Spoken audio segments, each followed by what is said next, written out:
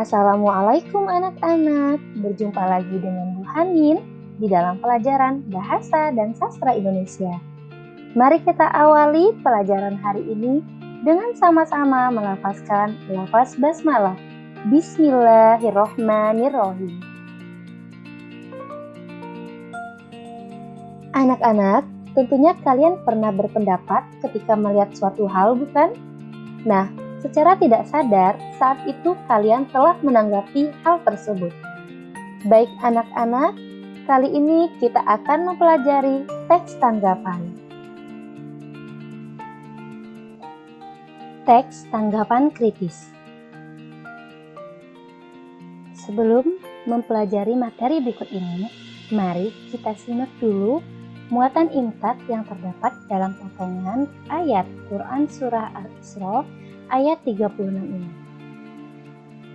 Berdasarkan potongan ayat ini, kita diajarkan untuk senantiasa berhati-hati dalam bertindak, apalagi ketika kita ingin menyampaikan pendapat atau tanggapan terhadap suatu hal.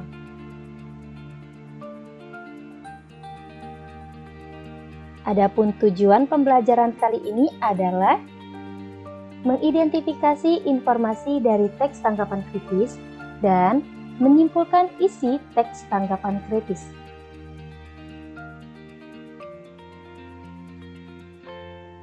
Teks tanggapan kritis adalah teks yang berisi tanggapan, baik berupa pujian atau kritik terhadap suatu hal yang didasarkan pada fakta, data, dan pendapat yang menguatkan tanggapan tersebut. Tujuan teks tanggapan kritis ini adalah memberikan tanggapan atau pendapat, pandangan setuju atau tidak setuju yang disampaikan secara kritis tentang suatu hal, dan memberikan masukan kepada pihak-pihak terkait agar menjadi lebih baik dan kreatif.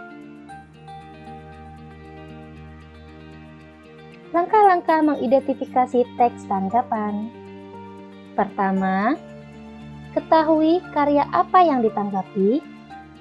Kedua, cari tahu siapa yang menghasilkan karya. Ketiga, cari tahu siapa yang menanggapinya. Keempat, pelajari bentuk tanggapannya berupa kritik atau pujian. Dan terakhir, analisis cara menanggapinya.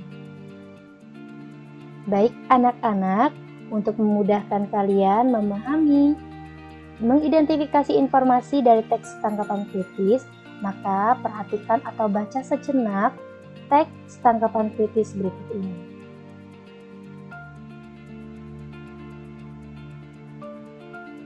Baik anak-anak, dari teks tersebut kita bisa mengidentifikasinya, yaitu pertama kita jawab dulu pertanyaan nomor 1, yaitu karya apa yang ditanggapi? Jawabannya adalah lukisan pemandangan alam perkebunan cengkeh. Pertanyaan kedua, siapa yang menghasilkan karya? Berdasarkan teks tersebut, yang menghasilkan karya adalah Afandi. Pertanyaan ketiga, siapa yang menanggapinya? Jika ditinjau dari cara menanggapi atau cara menyampaikan tanggapan dari teks tadi, kemungkinan yang menanggapinya adalah seorang kurator atau kritikus seni. Pertanyaan keempat, bagaimana bentuk tanggapannya? Bentuk tanggapannya adalah pujian karena di dalamnya terdapat kalimat-kalimat yang memuji, tidak mengkritik dari seni lukisan tersebut. Kelima, bagaimana cara menanggapinya? Jawabannya adalah pada bagian awal penanggap memberikan deskripsi tentang lukisan karya Afandi. Selanjutnya, penanggap memaparkan keunikan dari lukisan tersebut sehingga menghasilkan kualitas sebuah karya. Nah, setelah mengidentifikasi informasi dari teks tanggapan tadi, anak-anak dapat menyimpulkan pula teks tanggapan tersebut. Simpulannya adalah teks tanggapan tersebut termasuk teks tanggapan yang memuji lukisan karya Afandi yang memiliki keunikan. Tanggapan itu ditulis oleh seorang yang memahami seni. Menurut penanggap, lukisan Afandi sangat unik karena menapaskan matahari tidak di balik bukit, tetapi di atas bukit dan menutupi bukit.